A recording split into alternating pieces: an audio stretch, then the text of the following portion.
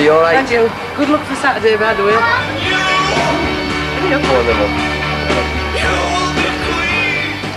Thanks. Okay, Stuff for Chelsea, lads. Cheers.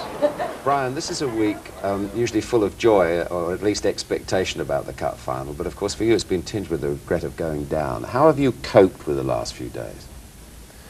Well, Monday I went out with Peter Reid, who was in the same boat as me, and we had a couple of drinks together, and it sort of eased the pain a bit to be with somebody who's took on the same disappointment as yourselves. But no, there's no getting away from it. I mean, everybody around the club on Monday and Tuesday, because we had a couple of charity events on both days, and everybody was down. But that's the reaction I'd expect from me players. I don't expect everybody to go around smiling faces when you've just been relegated. Yeah. I wonder how difficult it's been for you personally, because I mean, almost everything you've touched in football has been successful up till now.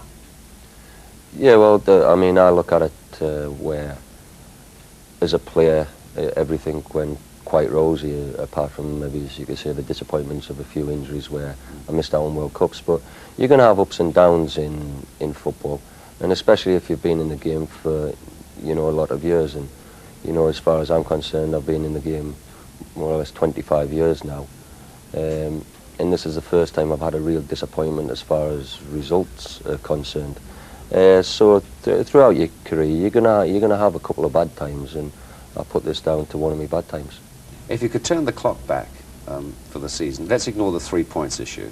Yeah. But is there any other thing that you would change with the benefit of hindsight about how you approach the season or the teams you put out? Yeah, I think you'll always look back and you say, well, did I pick the right team on that day, or did I get the tactics right? And you're going to make misjudgments on certain aspects of it. But I think the overall thing I saw where we maybe needed strengthening. Once I'd lost Nigel Pearce and Curtis Fleming, we needed strengthening a bit at the back. And it took me time to realise that before I sold Nick Barmby to get that money to strengthen us at the back. You know, things went on there, and we start having a good cup run in the Coca-Cola Cup. And the results after that were affected in the league. You know, we come off the back of the Liverpool game, and we get beat at home to Southampton. We come off the back of the Coca-Cola Cup final, and we get beat 1-0 at home to Sunderland. And it's because the players were a little bit jaded coming out of those big cup games.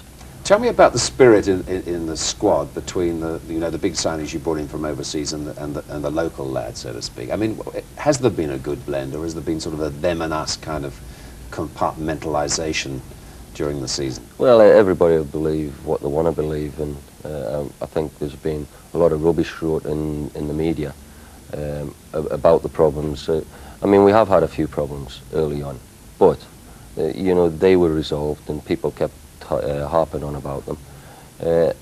And I think since the turn of the year, you can see there's absolutely no problem within the club as far as team spirit's concerned. That all the lads get on really well together, but it took them a bit of time to get to know each other.